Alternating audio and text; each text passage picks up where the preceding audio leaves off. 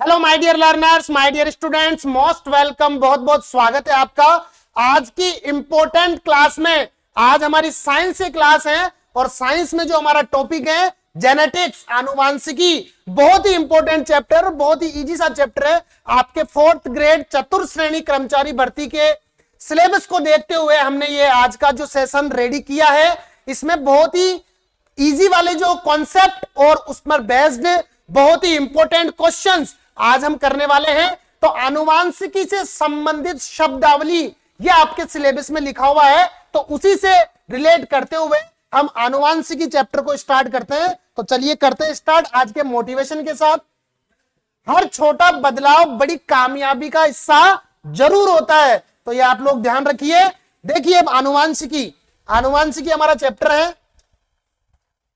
आनुवांशिकी क्या है इसके डेफिनेशन देख लो। और सबसे पहले मैं बता दूं, जो आनुवांशिकी जो शब्द दिया था ना, ये आनुवांशिकी शब्द, ओनली मैं शब्द बोल रहा हूं, वर्ड, ये दिया था विलियम बेटसन ने। तो ये आप साइंटिस्ट का नाम ध्यान रख सकते हो, विलियम बेटसन। इन्होंने आनुवांशिकी शब्द दिया था। अब इसकी परिभाषा देखिए, वह विज्ञान जो माता पिता से संतान में जाने वाले गुणों यानी ट्रेट्स का अध्ययन करता है, स्टडी करता है, उसी को हम आनुवांशिकी या जेनेटिक्स कहते हैं। गुणों का संचरण जीन द्वारा होता है, ये जीन भी आपको ध्यान रखना है, ठीक है। नेक्स्ट देखो, महत्वपूर्ण शब्दावलियां, इनके आपको अर्थ और इनके आपके डेफिनेशन ये आपको अच्छे से ध्यान रखनी है, बिकॉज जो सिलेबस में है वो शब्दावलियां लिखा हुआ है, तो शब्दावली से आपका क्वेश्चन जरूर बन सकता है। देखिए फर्स्ट लिखा है अपने पास जीन, डीएनए का एक छोटा हिस्सा। अभी डीएनए क्या होता है वो भी हम क्लियर करने वाले हैं। डीएनए का एक छोटा हिस्सा जो विशेष गुणों को क्या करता है, कंट्रोल करता है, उसे हम जीन बोलते हैं। डीएनए की सबसे पहले फुल फॉर्म पता होनी चाहिए आपको। एक टाइप का एसिड है, एक टाइप का अम्ल है, डिऑक्सी राइबो न्यूक्लिक एसिड। यह आनुवांशिक जानकारी का वाहक होता है। फिर देखिए क्रोमोसोम, दैट मीन्स गुणसूत्र, ये डीएनए से बने होते हैं और कोशिका के केंद्र में पाए जाते हैं। कौन? क्रोमोसोम, गुणसूत्र। अगेन देखिए गुणसूत्र, मनुष्य के शरीर में कितने जोड़े होते हैं? 23 जोड़े, और 23 जोड़ों का मतलब 46। ये आपको लर्न रखना है, ध्यान रखना है। गुणसूत्र 46 होते हैं। वंशानुक्रम, हेरिडिटी, माता पिता से संतान को गुण मिलने की प्रक्रिया को हम क्या बोलते हैं? वंशानुक्रम। तो इस टाइप से कुछ शब्द थे इंपॉर्टेंट और उनके अर्थ भी मैंने बताए हैं, आप लोग इनको अच्छे से ध्यान रखना। देखिए अब कुछ साइंटिस्ट और देखते हैं हम। खोजकर्ता और खोज, इंपॉर्टेंट साइंटिस्ट, बिकॉज ये डायरेक्टली क्वेश्चन बनता है, डायरेक्ट क्वेश्चन पूछता है एग्जाम में। ग्रेगर जॉन मेंडल कौन थे? ये आनुवांशिकी के जनक, फादर ऑफ जेनेटिक्स। तो सीधा क्वेश्चन बनता है फादर ऑफ जेनेटिक्स कौन है, तो आपको पता होना चाहिए ग्रेगर जॉन मेंडल। और इन्होंने क्या किया था? मटर के पौधों पर प्रयोग किए थे। और एक क्वेश्चन और इंपॉर्टेंट यहां ध्यान रख लेना, मटर का साइंटिफिक नेम ऑफ पी, तो वो होता पाइसम सटाइवम। आप ये ध्यान रख सकते हो, पाइसम सटाइवम, बिकॉज ये भी एग्जाम में पूछ लेता है। नेक्स्ट देखो वॉटसन और क्रिक, ये कौन थे? इन्होंने डीएनए की संरचना की खोज की थी, डीएनए का स्ट्रक्चर। और चार्ल्स डार्विन, ये प्राकृतिक वर्ण, नेचुरल सिलेक्शन का सिद्धांत चार्ल्स डार्विन ने दिया था। देखो डार्विन ने क्या कहा था? डार्विन ने यह कहा था कि कोई भी जीव अगर अपने आप को एटमॉस्फेयर, वातावरण के अकॉर्डिंग ढाल लेता है, सेट कर लेता है, तो वो ही जीवित रह पाएगा, अदरवाइज वो जीवित नहीं रह पाएगा। ये चार्ल्स डार्विन ने कहा था। नेक्स्ट देखो मेंडल के नियम। मेंडल के 3 नियम होते हैं। मैं तीनों नियमों को आपको शॉर्ट में समझा रहा हूं, बिकॉज आपका जो एग्जाम का सिलेबस है उसमें उसके अकॉर्डिंग ही मैं आपको बताऊंगा, ना तो ज्यादा बता रहा हूं और ना ही कम। तो मेंडल के नियम है, मेंडल के यहाँ पे 2 ही नियम दिए हैं वैसे तो, लेकिन मैं 3 नियम आपको बता रहा हूं। सबसे फर्स्ट नियम है लॉ ऑफ डोमिनेंस। देखो बिल्कुल आपको याद करने का एक भी ट्रिक बता दूंगा, लॉ ऑफ डोमिनेंस, या फिर हम इसे क्या बोलते हैं? एकरूपता का नियम, लॉ ऑफ डोमिनेंस।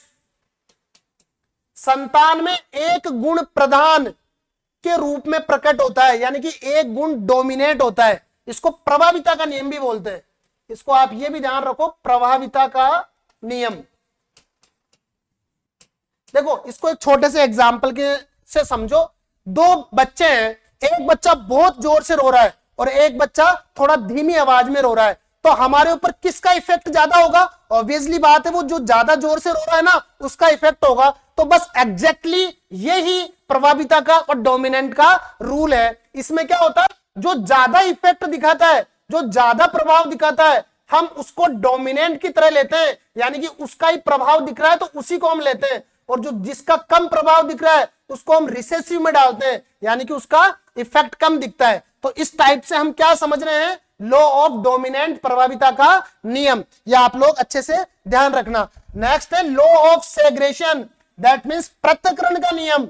इसमें क्या होता है, गुणसूत्र संतान में अलग अलग होकर आते हैं। अभी में जब क्वेश्चन आएंगे तो इनको आपको एक बोर्ड, चेकर बोर्ड की हेल्प से, यानी कि एक डायग्राम की हेल्प से भी आपको समझाने वाला हूं। तो तीन नियम है, एक नियम तो हमने देखा लॉ ऑफ डोमिनेंस, एक देखा लॉ ऑफ सेग्रेशन, और तीसरा लॉ में यहां लिख देता हूं, लॉ ऑफ इंडिपेंडेंट असॉर्टमेंट, यानी कि स्वतंत्र अपव्यूहन का नियम। लॉ ऑफ इंडिपेंडेंट असॉर्टमेंट, ये हमारा थर्ड रूल है। तो आप ध्यान रखना, अभी क्वेश्चंस में इनको मैं डायग्राम की हेल्प से भी आपको और क्लियर कर दूंगा। देखिए अब मानव में गुणसूत्र, ह्यूमन क्रोमोसोम, कितने क्रोमोसोम होते हैं? 46, या पेयर में बोलेंगे तो 23। और जो है ना ये 23वां जोड़ा, ये इंपॉर्टेंट होता है। देखिए 46 क्रोमोसोम है, उसमें से हमने क्या किया, 23 जोड़े बना दिए। और इस 23 जोड़े में भी क्या हुआ, हम क्या लिखते हैं, इसको 22 प्लस करके लिखते हैं। यहां पे गुणसूत्र होगा और इधर भी 22 प्लस ये होगा। तो जो 23वां है ना, ये वाला गुणसूत्र, ये गुणसूत्र क्या करता है, लिंग निर्धारण करता है, या ना सेक्स का डिटर्मिनेशन ये वाला ही गुणसूत्र करता है। बाकी 22 गुणसूत्र पूरी बॉडी को बनाते हैं, लेकिन वो एक गुणसूत्र मैं ये डिटरमाइन करता है कि वो बॉय होगा कि गर्ल होगा। ठीक है, नेक्स्ट देखो यहां पे एक बनाया भी रखा है, इधर है फादर, इधर है मदर, यहां पे वाई होगा। अभी मैं एक्सप्लेन कर दूंगा जब इसका क्वेश्चन आएगा, इसमें शायद थोड़ा सा कुछ मिस्टेक्स है। नेक्स्ट देखो, आप ट्रिक देखो क्या ट्रिक है। जैसा कि आपको पता है मैं कॉन्सेप्ट के साथ एक ट्रिक जरूर लाता हूं जिससे कि आपको इजी वे में लर्न हो जाए। पिता की इच्छा से ही लिंग का निर्धारण होता है, बिकॉज वाई गुणसूत्र पे डिपेंड करता है, क्योंकि केवल पिता के पास कौन सा गुणसूत्र है, वाई क्रोमोसोम है, और वाई गुणसूत्र ही एक बॉय या गर्ल, इन दोनों में कौन होने वाला है उसके लिए रिस्पॉन्सिबल होता है। ठीक है, नेक्स्ट देखो उपयोगी पॉइंट्स, इंपॉर्टेंट क्या फैक्ट है। मटर के पौधे पर प्रयोग किसने किए, मटर के पौधे पर प्रयोग किए थे ग्रेगर जॉन मेंडल ने। गुणसूत्र का क्या कार्य होता है, गुणों का संचालन करना। लिंग का निर्धारण कौन सा गुणसूत्र करता है, 23वां जोड़ा करता है। आनुवांशिकी में सबसे पहले प्रयोग किस पे किए, पौधे पे, और पौधे में कौन सा लिया, मटर, जिसका साइंटिफिक नेम आपको मैंने बता दिया, पाइसम सटाइवम। एक बार बोल लो आराम से जिससे कि आप भूलोगे नहीं। डीएनए की फुल फॉर्म भी बता दी मैंने, आनुवांशिकी जानकारी का वाहक होता है डीएनए, तो ये भी आप जानकारी ध्यान रख सकते हो। नेक्स्ट देखो आनुवांशिकी से संबंधित कुछ प्रमुख शब्दावलियां। अब यहां से इंपॉर्टेंट क्वेश्चन बनने का चांस ज्यादा होता है, बिकॉज आपके सिलेबस में भी ये लाइन लिखी हुई है। नेक्स्ट देखो जीन, तो ये जीन का क्या मतलब होता है, देखना आनुवांशिक लक्षणों को नियंत्रित करने की जो इकाई है उसको जीन बोलते हैं। अगर आपसे परिभाषा के से कोई क्वेश्चन बनता है, यानी परिभाषा दे देगा अगर आपको एग्जाम में, ऑप्शन में बना देगा, तो आपको यह ध्यान रखना है आनुवांशिकी लक्षणों को नियंत्रित करने वाली इकाई को हम क्या बोलते हैं, जीन बोलते हैं। नेक्स्ट देखो डीएनए, डीएनए की फुल फॉर्म तो आपको ध्यान रखनी है, डीऑक्सी राइबोस न्यूक्लिक एसिड, जो कि क्या करता है, जीन की संरचना को बनाता है। नेक्स्ट देखो आरएनए, आरएनए की full form ribo nucleic acid होती है, जो कि प्रोटीन संश्लेषण करने का काम करता है। ये बात भी आप ध्यान रखना, डीएनए और आरएनए में डिफरेंस भी ध्यान रखना। नेक्स्ट देखो क्रोमोसोम, गुणसूत्र, जीन को वहन करने वाली संरचना को गुणसूत्र बोला है। और आनुवांशिकता, माता पिता से उनके संतानों में जो लक्षण ट्रांसफर होते रहते हैं उसको बोलते हैं आनुवांशिकता। नेक्स्ट देखिए लक्षण, दैट मीन्स ट्रेट, ये क्या होते हैं? किसी जीव में दिखाई देने वाला विशेष गुण। देखो लक्षण क्या होता है? लक्षण मतलब जो गुण दिखाई दे रहा है वही लक्षण है, उसी को ट्रेट बोलते हैं। नेक्स्ट देखो प्रजनन, रिप्रोडक्शन, नई संतानों का निर्माण, ये हमने बायोलॉजी की जब फर्स्ट क्लास हुई थी उसमें भी बताया था।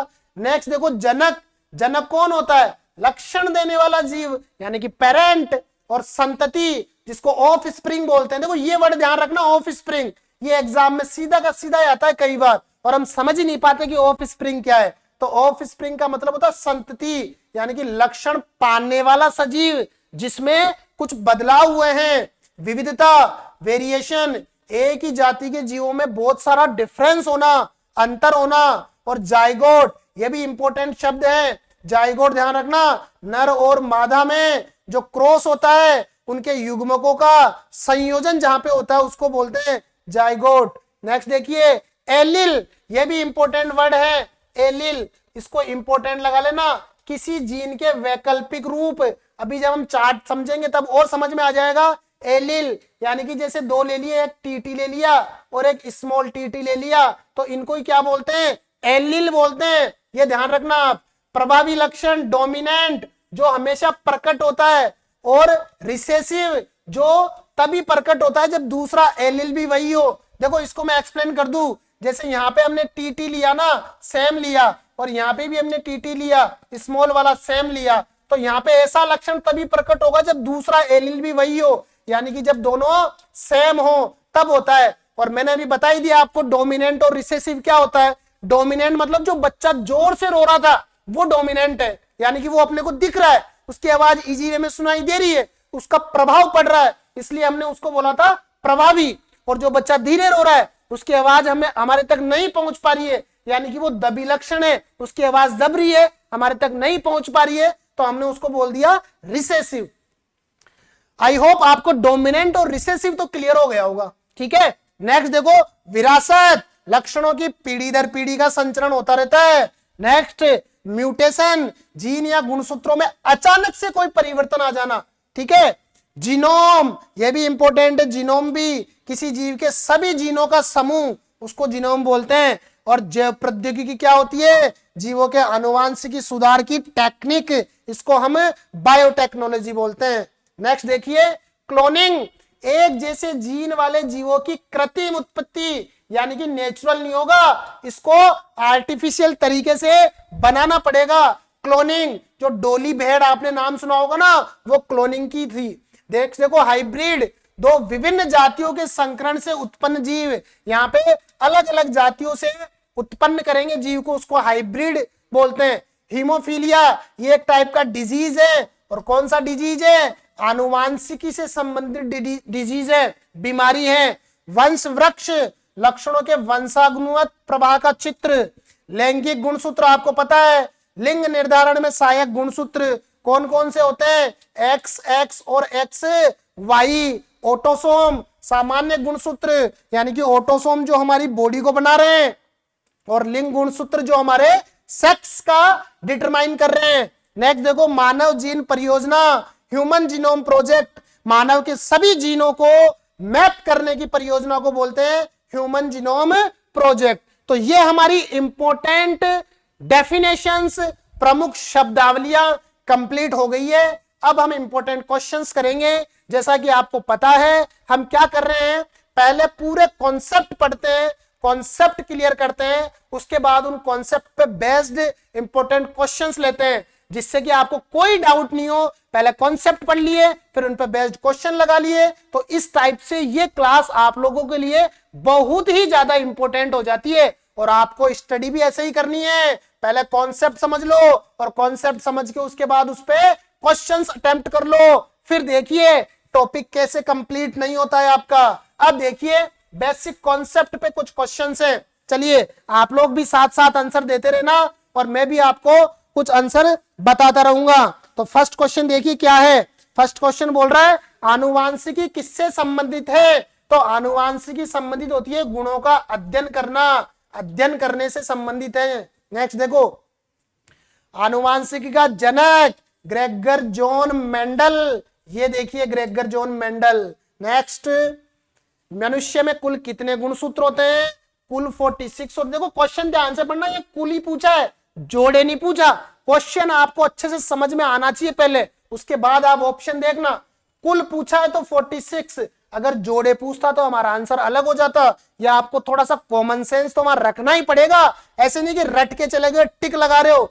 कॉमन सेंस, पहले क्वेश्चन को पढ़ना उसके बाद ऑप्शन देखना क्या बोल रहा है। नेक्स्ट देखिए, डीएनए की खोज किसने की, अभी हमने देखा था डीएनए की खोज वाले साइंटिस्ट कौन है, वॉटसन और क्रिक।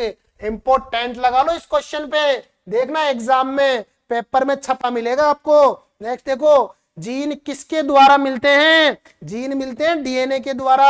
अभी हमने पढ़ा है डीएनए की फुल फॉर्म जरूर ध्यान रखना, deoxy ribose nucleic acid. Next देखो, मटर के पौधे पर प्रयोग किसने किए थे, एक ही साइंटिस्ट था, मटर। मटर दैट मीन्स पाइसम सटाइवम, बार बार बोल रहा हूं आपको, याद दिला रहा हूं जिससे कि आपको ध्यान रहे एग्जाम में कि पाइसम सटाइवम। अशोक सर की क्लास में पढ़ा था हमने, मटर का साइंटिफिक नेम है पाइसम सटाइवम, जो कि किसने दिया, मेंडल ने। नेक्स्ट देखो, गुणसूत्र कहां पर पाए जाते हैं, ये बताइए आप, गुणसूत्र कहां पाए जाते हैं। अभी कॉन्सेप्ट में भी ये क्वेश्चन था, कोशिका केंद्रक में पाए जाते हैं गुणसूत्र। नेक्स्ट देखो, लिंग निर्धारण में कौन से गुणसूत्र उत्तरदायी होते हैं, 23वां जोड़ा जरूरी होता है। नेक्स्ट देखो, डीएनए का पूरा नाम, बहुत ही बढ़िया, डीएनए का पूरा नाम कहां लिखा है, देखो डिऑक्सी राइबो न्यूक्लिक एसिड, ये है इसका आंसर, तो ये आप लोग ध्यान रखना। नेक्स्ट देखिए, आनुवांशिक गुण किसकी अगली पीढ़ी, आनुवांशिक गुण किससे अगली पीढ़ी को मिलते हैं, ये आप लोग बताओ। बहुत ही आसान है, अपने पेरेंट्स से, माता पिता से ही तो मिलते हैं, तो ये लो माता पिता से मिल गए। नेक्स्ट देखिए, मेंडल्स लॉ एंड टर्म से रिलेटेड अब क्वेश्चन आ गए हैं। अब इन क्वेश्चनों को आपको थोड़ा सा ध्यान से देखना। लॉ ऑफ डोमिनेंस क्या होता है, और लॉ ऑफ डोमिनेंस तो आपको इतना अच्छे से समझा दिया मैंने कि आप उसको कभी नहीं भूल पाओगे। जैसे ही लॉ ऑफ डोमिनेंस आए तो आप उन दो बच्चों को याद कर लेना, कौन ज्यादा रो रहा था, तेज रो रहा था, और कौन धीरे से रो रहा था। तो लॉ ऑफ डोमिनेंस क्या बताता है, लॉ ऑफ डोमिनेंस का मतलब है डोमिनेंट गुण प्रकट हो जाते हैं, तो इस टाइप से आप इसको ध्यान कर सकते हो। नेक्स्ट देखिए, law of segregation, law of segregation यानी कि पृथक्करण का नियम। ये पृथक्करण का नियम क्या होता है, एक एक पेरेंट से आते हैं, मतलब देखो लॉ ऑफ सेग्रेशन पृथक्करण का मतलब क्या होता है, एक एक गुण माता और पिता से आएंगे, सारे एक साथ नहीं आएंगे, एक एक गुण आएंगे, ठीक है। तो ये लॉ ऑफ सेग्रेशन का मीनिंग होता है, आप इसको भी इस टाइप से ध्यान रख सकते हो। लॉ ऑफ इंडिपेंडेंट असॉर्टमेंट, ये थर्ड लॉ था जो मैंने आपको बताया था। लॉ ऑफ स्वतंत्र अपव्यूहन का नियम, स्वतंत्र अपव्यूहन का नियम, देखो इसमें स्वतंत्र वर्ड आता है, यानी कि ये बिल्कुल फ्री होते हैं, तो प्रत्येक गुण स्वतंत्र रूप से आता है, इसमें ध्यान रखना। अब देखो अगर इसकी डिटेल से पढ़ाऊं ना मैं, इंडिपेंडेंट असॉर्टमेंट वाला लॉ, तो एक क्लास लगती है पूरी इसी लॉ पे, तो इसलिए आप अभी इतना ही ध्यान रखो कि लॉ ऑफ इंडिपेंडेंट असॉर्टमेंट का अर्थ क्या है, अर्थ से रिलेटेड ही क्वेश्चन आपको मिल जाएगा वहां पे। नेक्स्ट देखिए, गुणों को नियंत्रित करने वाली सबसे छोटी इकाई कौन सी होती है, तो सबसे छोटी इकाई तो जीन होती है। ये लो देखते ही आपके तुरंत माइंड में क्लिक करेगा। नेक्स्ट देखो, मनुष्य के शरीर में कितने जोड़ी गुणसूत्र होते हैं, ये भी हमारे पास हमें आंसर पता है, 23 होते हैं। देखो यहाँ कितने पूछा है, जोड़ी में पूछा है, पेयर में पूछा है, तो पेयर में आंसर देना है। रिसेसिव जीन कब प्रकट होता है, ये बताओ। रिसेसिव कब होता है, जब दोनों ही क्या हो, रिसेसिव हो। देखो मैं बता देता हूं आपको, ये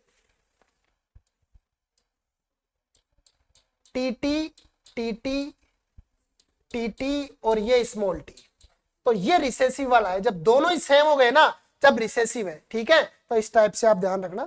नेक्स्ट देखो, यदि पिता एक्स और वाई दे सकता है और माता एक्स दे सकती है, तो संतान क्या होगी, संतान बताओ क्या होगी, क्योंकि माता से तो मिल रहा है ओनली एक्स, जो कि होता ही है। देखो मैं बताऊं आपको, पिता और माता, तो पिता में होते हैं एक्स वाई और माता में होते हैं एक्स एक्स। अब जब हमें यहीं पे एक्स वाई मिल गए, एक्स वाई मिलना मतलब किसको बताएगा, बॉय होना, लड़के को बताएगा।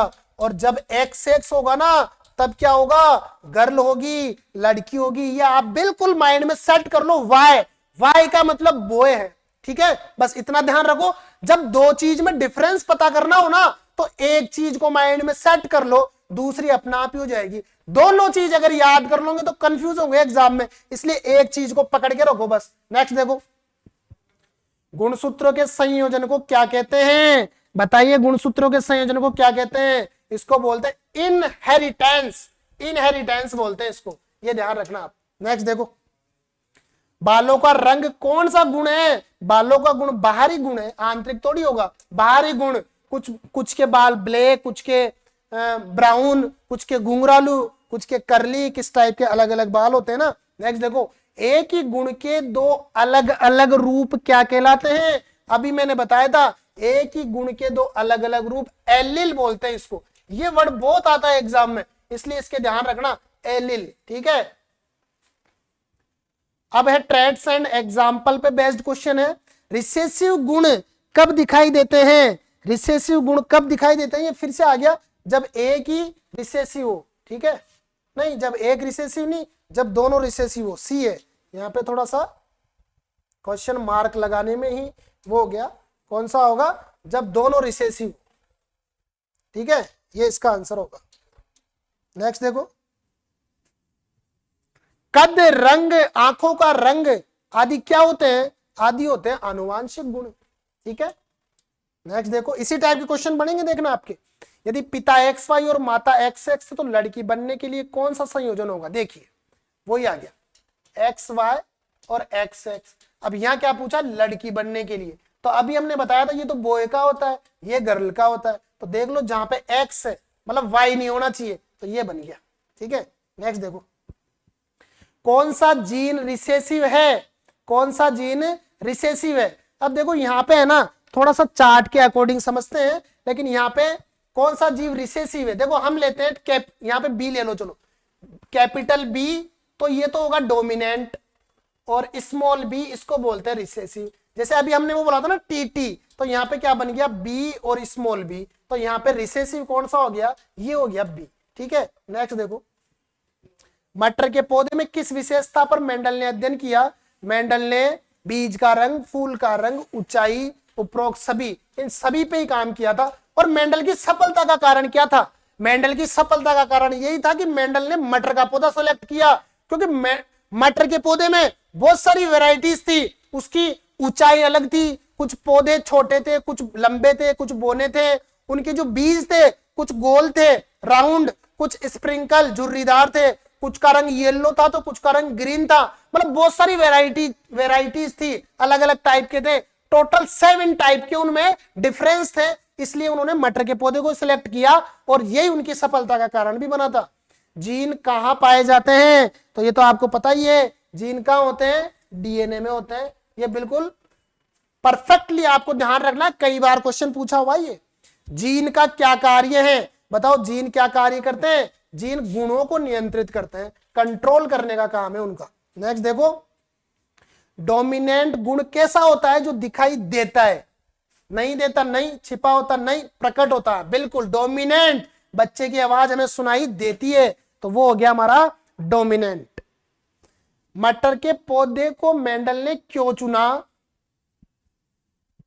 विदेशी पौधा था, नहीं फूल बड़ा था, नहीं रंग सुंदर था, नहीं, तो इन ऑप्शन के अकॉर्डिंग ये सही बैठ रहा है, जल्दी फल देता था, यानी कि बहुत जल्दी, मतलब उसको सफलता का रीजन मटर का पौधा चुनना बना था, जल्दी फल देता था, फटाफट से उसमें ग्रोथ होती थी। गुणसूत्रों की जोड़ी में हर एक को क्या कहते हैं, गुणसूत्रों की जोड़ी में हर एक को, देखो फिर से ये वर्ड बार बार आ रहा है, एलिल, इस एलिल को तो आप पकड़ के रखो, एलिल, गुणसूत्रों की जोड़ी में हर एक को क्या कहते हैं, एलिल बोलते हैं। पनेंट स्क्वायर किसके लिए प्रयोग होता है, देखो ये जो चेकर बोर्ड हमने बनाना था ना, ये इसको बोलते हैं ये पनेंट स्क्वायर मेथड। तो इससे क्या बनते हैं, संभावित संतानों में गुणों की भविष्यवाणी कर सकते हैं, यानी कि इस चार्ट के माध्यम से हम पता लगा लेते हैं कि क्या क्या बनने वाला है। नेक्स्ट देखिए, किस वैज्ञानिक ने नेचुरल सिलेक्शन, अभी बताया था चार्ल्स डार्विन। डार्विन साहब ने क्या बोला था कि जो अपने आप को टाइम के अकॉर्डिंग, अपने आप को एटमॉस्फेयर के अकॉर्डिंग सेट कर लेगा ना, वही पृथ्वी पे बना रहेगा, अन्यथा वो चला जाएगा। ये डार्विन ने बताया। गुणसूत्र किससे मिलकर बने होते हैं? बहुत ही अच्छा क्वेश्चन है। प्रोटीन और डीएनए से बने होते हैं, ये ध्यान रखना। गुणसूत्र प्रोटीन और डीएनए के बने होते हैं। नेक्स्ट देखो, कहां गया? डीएनए किस रूप में पाया जाता है? क्वेश्चन आ गया, ठीक। डीएनए किस रूप में पाया जाता है? दोहरी कुंडली, डबल हेलिक्स संरचना होती है इसकी, मतलब इस टाइप से इसका स्ट्रक्चर होता है, इस टाइप से ये होता है डीएनए का स्ट्रक्चर, डबल हेलिक्स स्ट्रक्चर, ठीक है। नेक्स्ट देखो, मनुष्य में लिंग निर्धारण कौन करता है? तो फादर करता है, ठीक है, क्योंकि इनमें क्या होता है? X Y. जीन का समूह, जीन का समूह क्या कहलाता है बताइए? जीन के समूह को गुणसूत्र बोलते हैं, ये ध्यान रखना। क्रोमोसोम, क्रोमोसोम, ठीक है। संतान में कौन सा गुण दिखेगा, ये किस पर निर्भर करता है? कौन सा गुण दिखेगा? तो ये तो आपको बता ही रखा है, डोमिनेंट होता है। डोमिनेंट यानी कि प्रभाविता, प्रभाव, ये होता है प्रभाव, ठीक है। नेक्स्ट देखो, मेंडल ने कितने प्रकार के, अभी बताया था मैंने 7 प्रकार के गुण होते हैं, तो उन पे इसने प्रयोग किया था, ये भी आप अच्छे से ध्यान रखना। नेक्स्ट देखो, आनुवांशिकता के अध्ययन की इकाई को क्या बोलते हैं? आनुवांशिकता के अध्ययन की इकाई को बोलते हैं जीन, ये आप ध्यान रखना, ठीक है। आनुवांशिकता के अध्ययन की इकाई को क्या बोलते हैं? जीन। नेक्स्ट देखो, एक्स एक्स गुणसूत्र से क्या बनती है? एक्स एक्स गुणसूत्र से बनती है गर्ल, लड़की बनती है, ठीक है। एक्स एक्स से गर्ल और एक्स वाई से बॉय, ये आपको परफेक्टली ध्यान रखना है। एक्स वाई गुणसूत्र किसके लिए है? तो एक्स वाई पुरुष के लिए है, ठीक है, ये भी हो गया। नेक्स्ट देखो, गुणों के एक पीढ़ी से दूसरी पीढ़ी में जाने की प्रक्रिया क्या कहलाती है? एक पीढ़ी से दूसरी पीढ़ी में जा रहा है, एक पीढ़ी से दूसरी पीढ़ी में, तो यही तो आनुवांशिकता था, यही तो हम पढ़ रहे हैं पूरे चैप्टर में, यही तो क्लियर कर रहे हैं। बीज का रंग कौन सा गुण है? बीज का रंग कौन सा गुण है? मादा गुण, वातावरण, ध्वनि, नो, आनुवांशिक गुण, ठीक है। तो ये इस टाइप से ये क्वेश्चन हो गया। नेक्स्ट देखो, माता से हमेशा कौन सा गुणसूत्र आता है? माता से हमेशा एक्स ही गुणसूत्र आता है। मैंने बहुत सारे इस टाइप के क्वेश्चन लिए हैं, तो जिससे कि आपको बिल्कुल भी कंफ्यूज नहीं हो। पिता के पास कौन सा गुणसूत्र होता है? पिता के पास एक्स वाई होता है, ठीक है। नेक्स्ट देखो, डीएनए का मुख्य कार्य क्या है? डीएनए का मुख्य कार्य होता है जानकारी को कलेक्शन में रखना, कलेक्ट करना, जानकारी को संग्रहित रखना। जीन के 2 रूप क्या कहलाते हैं? जीन के 2 रूप क्या कहलाते हैं? फिर से वही एलील वाला क्वेश्चन आ गया, तो यहाँ पे ध्यान रखना। तो इस टाइप से आज हमने ऑलमोस्ट 50 क्वेश्चन कंप्लीट कर लिए हैं आनुवांशिकी के। तो इस टाइप से आज की क्लास आपकी आनुवांशिकी की बहुत ही इंपॉर्टेंट क्लास है। सारे कॉन्सेप्ट और सारे क्वेश्चन हमने कंप्लीट कर लिए हैं। आप प्लीज एक बार इन कॉन्सेप्ट को भी रिवाइज कर लो और एक बार क्वेश्चन को खुद से प्रैक्टिस में ले लो, तो आपकी तैयारी बहुत ही अच्छे से हो जाएगी। तो आज के लिए हम इतना ही करते हैं। नेक्स्ट इसी टाइप की और पावरफुल क्लास में मिलने वाले हैं। साइंस का ऑलमोस्ट हमारा एक टॉपिक और रह गया है, बाकी हमने सब कुछ कंप्लीट कर लिया है। इसके बाद हम लास्ट ईयर के जो भी इंपॉर्टेंट क्वेश्चन थे उन क्वेश्चनों की सीरीज भी लेकर आएंगे और आपको बहुत ही मजबूत तैयारी करवाने वाले हैं। और मैथमेटिक्स की जो क्वेश्चन हम प्रैक्टिस में कर रहे हैं, अभी मैथमेटिक्स के बहुत सारे टॉपिक हमारे पास रह गए, तो उनको भी हम प्रैक्टिस में लेंगे, उनके भी कॉन्सेप्ट समझेंगे। तब तक के लिए आप प्लीज चैनल पे बने रहें। अशोक आज स्मार्ट क्लासेज को सब्सक्राइब करना ना भूलें और वीडियो जो आपको पसंद आ रही है उनको लाइक एंड शेयर जरूर करें। तो आज के लिए इतना ही, मिलते हैं फिर नेक्स्ट क्लास में। आप सभी को मुस्कुराता हुआ नमस्कार।